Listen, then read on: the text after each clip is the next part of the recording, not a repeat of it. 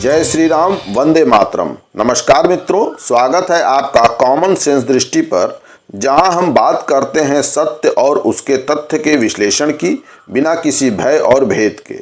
आज हम एक बहुत ही महत्वपूर्ण प्रश्न उठाने जा रहे हैं। क्या भारत को विदेशी मीडिया में जानबूझकर गलत प्रकार से दिखाया जा रहा है?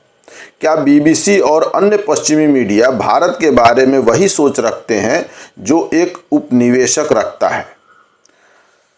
पश्चिम का नैरेटिव अभी भी उपनिवेशवाद की मानसिकता से घिरा हुआ है।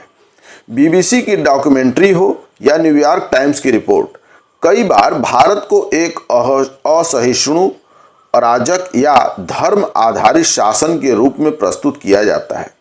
क्या ये वही मानसिक कॉलोनियल सभ्यता नहीं है जो भारत को आज़ाद होने के बाद भी आज़ाद नहीं मानता?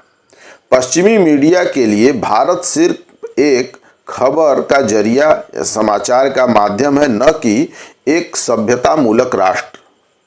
उदाहरण के लिए आपको जैसे मैं बताऊं कि बीबीसी डॉक्यूमेंट्री जो 2023 में आई थी, जिसमें गुजरात दंगों को बिना किसी साक्ष्य या सरकारी स्थिति को पूछे और जांचे बिना एक पक्षीय तरीके से दिखाया गया, तो भारत की आलोचना बनाम उनकी चुप्पी पर हम आगे चर्चा करते हैं।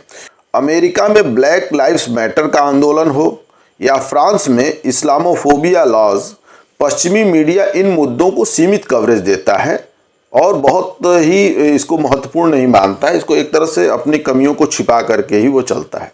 वहीं भारत में किसी भी प्रकार की स्थानीय घटना हो तो उसको ऐसे दिखाता है कि यह लोकतंत्र पे हमला है या अल्पसंख्यकों पर अत्याचार है, इस रूप में उसको प्रस्तुत किया जाता है।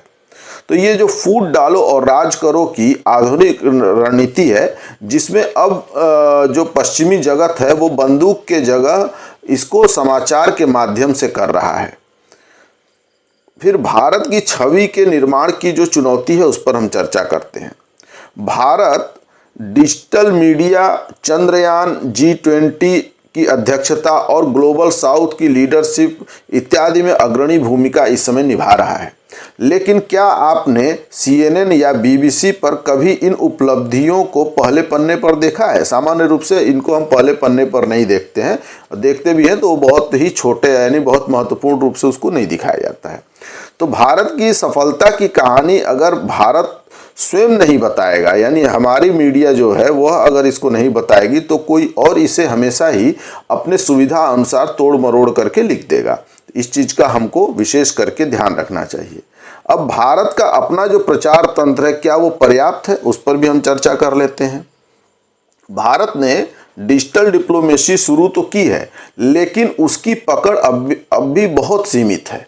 विदेश मंत्रालय या डिजिटल मीडिया को चाहिए कि वे सिर्फ रिएक्टिव न रहें, बल्कि प्रोएक्टिव नैरेटिव सेट करें, यानी एक नैरेटिव सेट करके और उस पर जो है अपने मीडिया के द्वारा उसको आगे बढ़ाएं। अब भारत को यह भी चाहिए कि वो अपने पत्रकारों को ग्लोबल मंच पर भेजें। बहुत से ऐसे ग्लोबल मंच हैं जिन पर जो है भारत के पत्रकारों की उपस्थिति नहीं देखी जाती है। इस तरह वैकल्पिक मीडिया सहयोग, G20, ब्रिक्स, SCO जैसे मंचों पर भी अपने लोगों को भेजना चाहिए और इनके मीडिया से भी अपना सहयोग बढ़ाना चाहिए। भारत सरकार को इसके लिए अलग से पहल करनी चाहिए। फिर फैक्ट बेस्ड डॉक्यूमेंट्री और पॉडकास्ट बनाना और उसको पूरे विश्व भर में प्रसारित करने का भी प्रयास करना चाहिए। इसके अलावा जो अंतर्राष्ट्रीय स्तर के मीडिया कार्यक्रम, माने अंतर्राष्ट्रीय स्तर के मीडिया कार्यक्रमों का संचालन स्वयं भारत की मीडिया को भी और सरकार इत्यादि के सहयोग से करना चाहिए। उसका प्रबंधन करने के साथ साथ ही इस तरह के और भी जो पूरे विश्व में कार्यक्रम होते हैं उनके साथ भी कोऑर्डिनेशन करके अपने विषय को, अपनी इमेज को बनाने का प्रयास करना चाहिए।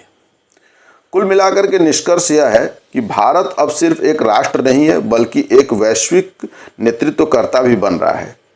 लेकिन अगर हम अपनी छवि को स्वयं नहीं बनाएंगे तो विदेशी शक्तियां उसे अपने अनुसार से तोड़ मरोड़ कर पेश करती ही रहेंगी। इसलिए अगर आप मानते हैं कि भारत को अपने नैरेटिव को स्वयं बनाना चाहिए तो इस वीडियो को आप अवश्य लाइक करें, कमेंट में अपने विचार लिखें और कॉमन सेंस दृष्टि को सब्सक्राइब करें, क्योंकि हम दिखाते हैं वो जो वास्तव में महत्व रखता है। वंदे मातरम।